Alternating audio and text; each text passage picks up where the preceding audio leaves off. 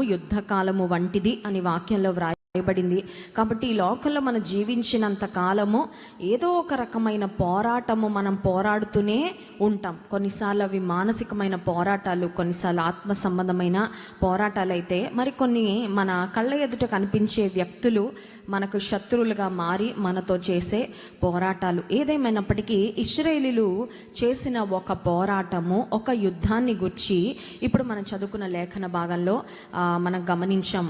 ఇది దైవజనుడైన మోషే మృతి నొందిన తరువాత యెహోషువ అనే యవ్వన దైవజనుని దేవుడు జ్ఞాపకం చేసుకొని ఆయనను ఏర్పరచుకొని ఇశ్రాయేలీయులకు నాయకత్వపు స్థానాన్ని ఇచ్చి నడిపిస్తూ ఉండగా, ఇప్పుడు గిబియోనీయులు అనే వారికి యెహోషువ వాగ్దానం చేస్తాడు. ఏమనంటే, మీకు ఏ సమయంలో సహాయం అవసరమైనా మేము మీ పక్షంగా ఉంటాము, వీ విల్ ప్రొటెక్ట్ యూ అని దైవజనుడైన యెహోషువ వారికి ఇచ్చిన వాగ్దానాన్ని బట్టి గిబియోనీయుల మీదకి అమోరీయులు యుద్ధం చేయడానికి వచ్చినట్లుగా చూస్తున్నాం. But this battle is very different from the other battles. వేరే పోరాటాల కంటే ఈ పోరాటము వ్యత్యాసమైనది. ఎందుకు వ్యత్యాసమైనదంటే, ఒకేసారి 5 అమోరీయుల రాజులు కలిసి గిబియోనీయుల మీద పోరాడడానికి వచ్చారు. ఇప్పుడు ఇశ్రాయేలీలు గిబియోనీయులకు సహాయం చేస్తాము అని వాగ్దానం చేశారు. దైవజనుడైన యెహోషువ వాగ్దానం చేశాడు. దైవజనుడు మాట తప్పడానికి ఆయనకి ఇష్టం లేదు. ఇప్పుడు 5 అమోరీయుల రాజులు పోరాడడానికి వెళ్ళారంట. గిబియోనీయులకు విరోధంగా 5 రాజులు, 5 గుంపులు పోరాటం చేయడానికి వచ్చారు. ఇప్పుడు గిబియోనీయుల పక్షంగా యుద్ధం చేయడానికి యెహోషువ అనే దైవజనుడు వెళ్ళినట్లుగా మనం గమనిస్తున్నాం. శత్రు సైన్యము చాలా భీకరంగా, చాలా భయంకరంగా ఉంది. శత్రువుల గుంపు సైజు చాలా పెద్దగా ఉంది. ఇప్పుడు యెహోషువ యుద్ధం చేయడానికి వెళ్ళక మునుపు ఈ లేఖన భాగంలో నుండి యెహోషువ అనే దైవజనుడు చేసిన ప్రార్థనలో నుండి ఒక 7 ప్రాముఖ్యమైన అంశాలు త్వరగా మనం ధ్యానం చేసి స్తుతి ఆరాధనలోనికి వెళ్దాం. మొట్టమొదటి అంశం ఏంటంటే, ఇశ్రాయేలీలు పోరాడడానికి వెళ్ళక ముందే దేవుడు యెహోషువతో ఒక మాట మాట్లాడారు. There is promise.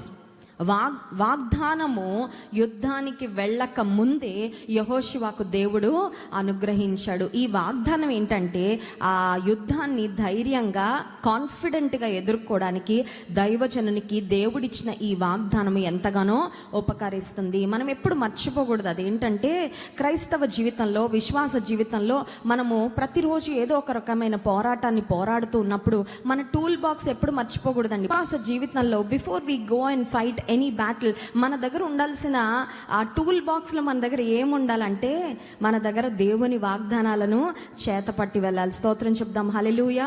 ఇప్పుడు యెహోషువ అనే దైవజనునికి యుద్ధానికి వెళ్ళక ముందే దేవుడు ఒక వాగ్దానం ఇస్తా ఉన్నాడు. ఏమనంటే 8వ వచనం, వారికి భయపడద్దు.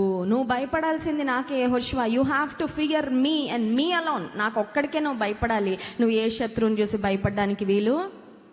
దేవుని మీద భయము, రెవరెన్షియల్ ఫియర్, గౌరవముతో కూడిన భయము, ఆయనని సన్మానిస్తూ మనం కలిగి ఉండే భయము, దేవుడు చూస్తున్నాడు అనే భయము రిమైన్స్ ద సేమ్. అది మారకుండానే ఉంటుంది. యెహోషువ, ఇంతకు ముందు నువ్వు వేరే యుద్ధాలు చేసినప్పుడు, వేరే శత్రువులను ఎదుర్కొన్నప్పుడు ఆ యుద్ధాలకు మాత్రమే నా వాగ్దానం పరిమితం అని అనుకుంటున్నావేమో. కాదు, నీ జీవితకాలం అంతటికి నేను ఇచ్చిన ఈ మాట ఖచ్చితంగా it stands true for ever. స్తోత్రం చెప్దాం, హల్లెలూయా.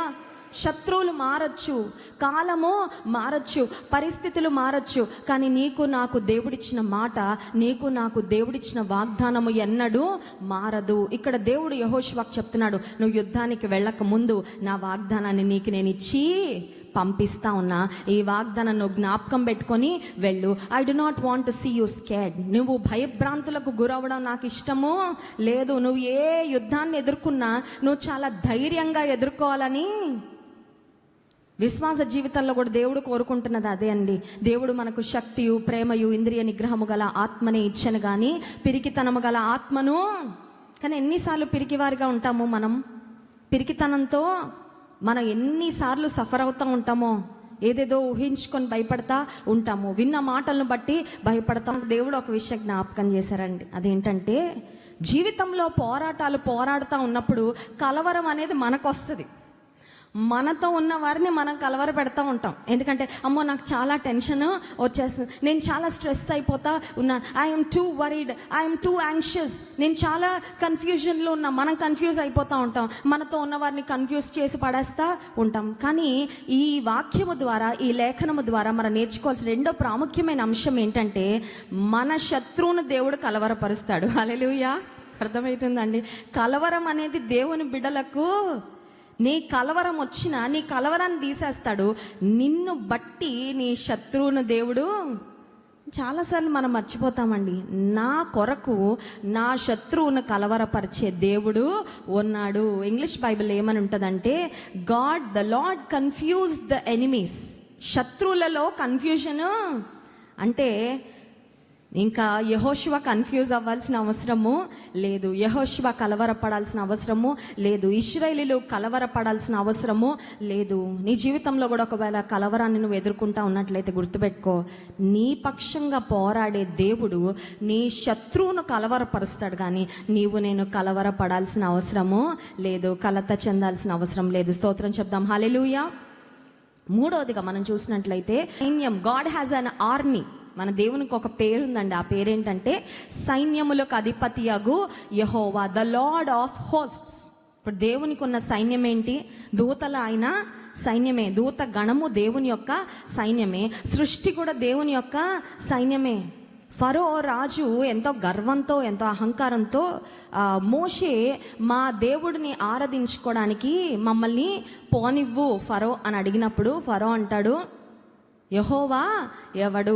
ఇష్టానుసారంగా చాలా గర్వంతో, అహంకారంతో ఫరో మాట్లాడినప్పుడు ఆయన సైన్యాన్ని దేవుడు ఉపయోగించుకున్నారండి. ఏంటా సైన్యం అంటే, మనం చూసినట్లయితే నిర్గమకాండంలో దేవుడు 10 తెగుళ్ళ ద్వారా ఐగుప్తును మొత్తినట్లుగా, ఐగుప్తును బాధించినట్లుగా, దేవునికి విరోధంగా లేస్తున్న వారందరికీ ఆయన యొక్క ప్రభావం ఏంటో, ఆయన శక్తి ఏంటో దేవుడు కనపరిచినట్లుగా దేవుని వాక్యంలో మనం గమనించగలం. God prove to the Egyptians, ఇశ్రాయేలీల పక్షంగా ఉన్న దేవుడు గొప్ప దేవుడని, ఐగుప్తీలను మరి ఎదిరిస్తున్న దేవునికి సైన్యం ఉందని ఆయన జ్ఞాపకం చేస్తూ 10 రకాలైన తెగుళ్ళు వారి మీద పంపించినప్పుడు, పేలు, ఆ తర్వాత మిడతలు, ఆ తర్వాత వడగండ్లు కూడా దేవుడు, పశువులు అవన్నీ కూడా చనిపోయాయని, గొప్ప నష్టము వారు మరి చవి చూసినట్లుగా నిర్గమకాండంలో మరి గమనించగలం.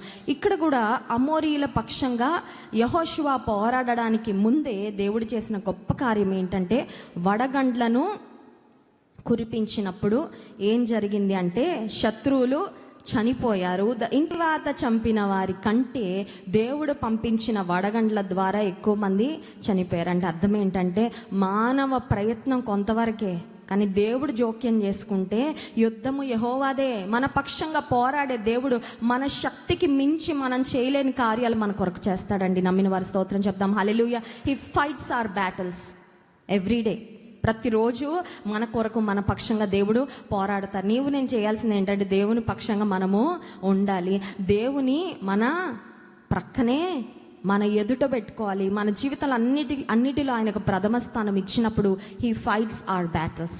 కత్తివాత హతమైన వారి కంటే వడగండ్ల ద్వారా హతమైన శత్రువులు ఎక్కువైపోయారు. అంటే అర్థం ఏంటంటే, దేవుడు వారికి చూపించింది, యెహోషువ నువ్వు నీ ప్రయత్నం నువ్వు చేస్తున్నావు, నీకు నేను తోడుగున్నా, కానీ నువ్వు ఎక్కువ కష్టపడాల్సిన అవసరం లేకుండా I will deal with the enemies. నీ శత్రువులతో నేను చూసుకుంటా, నేను వారి పక్షంగా పగ తీర్చుకుంటాను, నేను వారితో పోరాడతాను. 4వదిగా మనం చూసినట్లయితే 6వ వచనంలో యేసే చేసిన కొండ మీద ప్రసంగాల్లో, మీరు ప్రార్థన చేయనప్పుడు గదిలోనికి వెళ్ళి తలుపు వేసుకొని ప్రార్థన చేయాలి, రహస్యమందున్న మీ తండ్రికి మీరు ప్రార్థన చేస్తే రహస్యమందున్న తండ్రి, చూచుచున్న తండ్రి మీకు ప్రతిఫలం ఇచ్చును అనే మాట ఉంటుందండి.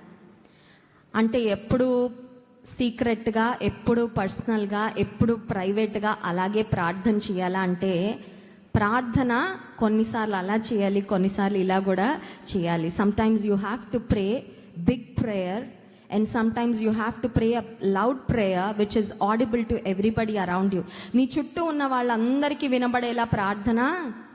చూడండి, శత్రువులు తన ఎదుట ఉన్నారు, ఇశ్రాయేలీలు తన చుట్టూ ఉన్నారు. ఇప్పుడు యెహోషువ ఒక బిగ్గరగా ప్రార్థన చేస్తూ ఉన్నాడు. అంత బిగ్గరగా ప్రార్థన చేయాలంటే ఈయనకి చాలా విశ్వాసము కొన్నిసార్లు కొన్ని ప్రార్థనలు మనం సీక్రెట్గా చేస్తాం, ఎందుకంటే అది జవాబు వస్తుందో రాదో. ఒకవేళ రాలేదనుకోండి, వీళ్ళ ప్రార్థనలు చాలా వీక్ అండి, ఈవిడ ప్రార్థన చేస్తే పెద్దగా. కొన్నిసార్లు మనం ప్రార్థన చేస్తాం కానీ ఫెయిత్ లేకుండానే ప్రేయర్ చేస్తూ ఉంటామండి. ఇది జరగదేమోలే అని ఆలోచించుకుంటా ప్రార్థన చేస్తాము. అవిశ్వాసపు ప్రార్థన, బలహీనమైన ప్రార్థన. కానీ యెహోషువ దైవజనుడు చేసిన ప్రార్థన ఇశ్రాయేలీలు వినుచుండగా it was a loud and faith filled prayer. ప్రియమైన కుటుంబ యజమానుడా, నీ భార్య, నీ పిల్లలు వింటూ ఉండగా నువ్వు గట్టిగా ప్రార్థన చేయగలుగుతున్నావా ఏదైనా సమస్య కొరకు? ప్రియమైన తల్లి, ప్రియమైన సహోదరి, నువ్వు బిగ్గరగా చేస్తున్నావా ప్రార్థన? నువ్వు బిగ్గరగా ప్రార్థన చేస్తే, ఓహో నా తల్లి ఇలా చేస్తుందా ప్రార్థన, ఓకే నేను I have to live up to that prayer, ఆ ప్రార్థనకు తగినట్లుగా నేను బ్రతకాలి అని అనుగుణం. కొన్నిసార్లు నువ్వు ఎన్నెన్నో గొప్ప గొప్ప ప్రార్థనలు చేస్తావు కానీ నీ పిల్లలకు వినబడట్లేదు. So they do not know నీ ఆశ ఏంటో, నీ కోరిక ఏంటో, నీ ప్రార్థన ఏంటో చాలాసార్లు తెలియడం లేదు. కొన్నిసార్లు నీకున్న సమస్యలలో నువ్వు దేవుని మీద ఆధారపడడం ఎదుటి వారికి కూడా తెలియాలండి, ఎందుకంటే అదొక సాక్షార్థంగా ఉంటుంది. నువ్వు ప్రార్థన విన్నవారు నీ జీవితంలో జరిగిన కార్యాన్ని కూడా చూసిన తర్వాత అప్పుడు వారు అర్థం చేసుకుంటారు. ఏమని తెలుసా, ఒకప్పుడు ఈ సహోదరి ప్రార్థన చేసేది, ఇదిగో ఇంతకాలం తర్వాత ఆమె ప్రార్థనకు జవాబు నేను చూస్తా ఉన్నా. మాకు తెలుసు ఒక తల్లిగారు, ఆమె ఇప్పుడు దేవుని రాజ్యానికి వెళ్ళిపోయారు. ఆమె ఇంటిలో కుమారులు భయంకరమైన రౌడీలండి. ఆ ఏరియాలోనే వాళ్ళ పేరు చెప్తేనే భయపడతారు. ఆమె గొప్ప ప్రార్థనా పరురాలైన తల్లి. ఆమె ప్రార్థనలో కానీ ఆమె భక్తి జీవితంలో కానీ ఏ లోపం లేదు. కొడుకులు భయంకరమైన రౌడీలు. ఆ పిల్లలు కూడా పిల్ల రౌడీల్లో తయారైపోయారండి. సండే స్కూల్కి వచ్చేవాళ్ళు, నా దగ్గరికి సండే స్కూల్కి వచ్చేవాళ్ళు. అత్యంత తుంటరి బ్యాచ్ అంటే వాళ్ళే. కానీ చాలా బాధ అనిపించేది. ఆ అమ్మమ్మ ఏమో ఇంత ప్రార్థన పని, ఎప్పుడన్నా ఆ గ్రాండ్ మదర్కి ప్రార్థన చేయమని మా తండ్రి గారు అవకాశం ఇస్తే, సమయం ఇస్తే సంఘం అంతటి కొరకు దైవజనులుగా మా కొరకు గొప్ప ప్రార్థన చేసి తన కుటుంబం కొరకు కూడా ఒక విశ్వాసంతో కూడిన ప్రార్థన చేసేవారు ఆ తల్లిగారు. ఏమని చేసేవారంటే, ఒక్క డెక్కైనను విడవబడదని మోషే అన్నాడు కదా నాయన ఫరోతో, నా కుటుంబంలో ఒక్కరు కూడా విడవబడకూడదు, అందరు రక్షణ పొందాలి. చూస్తే పరిస్థితి ఎగ్జాక్ట్గా ఆపోజిట్ అండి. ఇప్పుడు ఆ తల్లి దేవుని రాజ్యానికి వెళ్ళిపోయారు, ఆమె లేరు ఇప్పుడు. కానీ ఈరోజు చూస్తే ఆమె బిడ్డలను భక్తిలో, విశ్వాసంలో స్థిరపరిచి సంఘంలో ఒలీవ చెట్ల వలె, ఒలీవ మొక్కల వలె వారు వర్ధిల్లుతూ ఉన్నారు. స్తోత్రం చెప్దాం, హల్లెలూయా. నాకు అనిపిస్తుంది మా అమ్మగారు చేసిన ప్రార్థన, దేవుడు ఎంత బాగా, గాడ్ ఈజ్ సో ఫెయిత్ఫుల్. దేవుడు చాలా నమ్మదగిన. అప్పుడున్న పరిస్థితిని బట్టి ఈమెకి ఇంత ఆశ అవసరమా?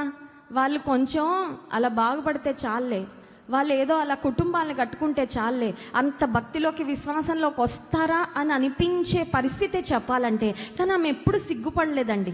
తన కుటుంబం గురించి, తన కుమారులను గురించి, తన మనవళ్ళను గురించి ఆమె విశ్వాసంతో కూడిన ప్రార్థన సంఘం ఎదుట చేయడానికి ఆ తల్లి ఎప్పుడూ సిగ్గుపడలా. ఈరోజు ఆ తల్లి లేరు, కానీ ఆమె ప్రార్థనల యొక్క ఫలమైతే సంఘమంతా, ప్రపంచమంతా చూస్తూ ఉంది. ఎందుకు ఈ మాట చెప్తున్నానంటే, కొన్నిసార్లు నువ్వు ఎలా ప్రార్థన చేయాలంటే, you have to pray loud prayer, you have to pray a prayer that everybody can listen. కొన్నిసార్లు ఈ ప్రార్థనల ద్వారా ఎదుటివారు నేర్చుకుంటారేమో, ఇలాగనా ప్రార్థన చేయాలా, ఇలా కూడా ప్రార్థన చేయొచ్చా. బహుశా నీ ప్రార్థన ఎదుటి వారికి దేవునిలో ఇంకా ప్రార్థనలో ఎదగడానికి ఒక ప్రోత్సాహంగా, ఒక ప్రేరణగా మారుతుందేమో. 4వదిగా దైవజనుడైన యెహోషువ చేసిన ప్రార్థన ఇశ్రాయేలీలందరి ఎదుట రహస్యంగా గదిలోకి వెళ్ళి చేసుకోవడానికి సమయము, పరిస్థితి లేదండి. ఎందుకంటే ఆల్రెడీ యుద్ధము చాలా తీక్షణంగా జరుగుతూ ఉంది. యుద్ధ భూమిలో వారు ఉన్నారు. They do not have time. దానికి ముందే కానీ తర్వాతే కానీ ఉండలేదు. నాడు యెహోవా ఇశ్రాయేలుల పక్షముగా యుద్ధము, యెహోషువ పక్షంగా రోజు అట్టి కార్యం చేసిన దేవుడు మన పక్షంగా కూడా he wants to do something amazing for us. నమ్మిన వారి స్తోత్రం చెప్తాం, హల్లెలూయా. ఒక విచిత్రమైన కార్యమే ఆ రోజు జరిగిందండి కదండి. విచిత్రము, ఒక వింత. శత్రువులు అనుకుంటా ఉండుంటారు, ఇంకా సన్సెట్ అవ్వట్లేదేంటి, ఇంకా సన్సెట్ అవ్వట్లేదేంటి, ఇంకా సన్సెట్ అవ్వట్లేదు. అక్కడ ఒక పెద్ద ప్రార్థన, ఒక అప్లికేషన్ వెళ్ళిపోయింది దేవుని సన్నిధానానికి. దేవుడు జవాబు పంపించేశారు. God is fighting for them. శత్రువులకు అర్థమై ఉండదు, చాలా విచిత్రంగానే అనిపించుంటది. అది దేవుడు ప్రార్థనకిచ్చిన జవాబు. అటువంటి దినం ఆ ముందు కానీ తర్వాత కానీ చరిత్రలో లేదు. యెహోషువ ఆనాడు ఆ గొప్ప ప్రార్థన చేయడానికి, నేను యెహోషువ ప్రార్థనకు ఒక పేరు పెట్టాలని ఆశిస్తున్నాను. It was a very bold prayer. చాలా ధైర్యంతో చేసిన ప్రార్థన అండి. ఎవరు చేస్తారండి ఆ ప్రార్థన?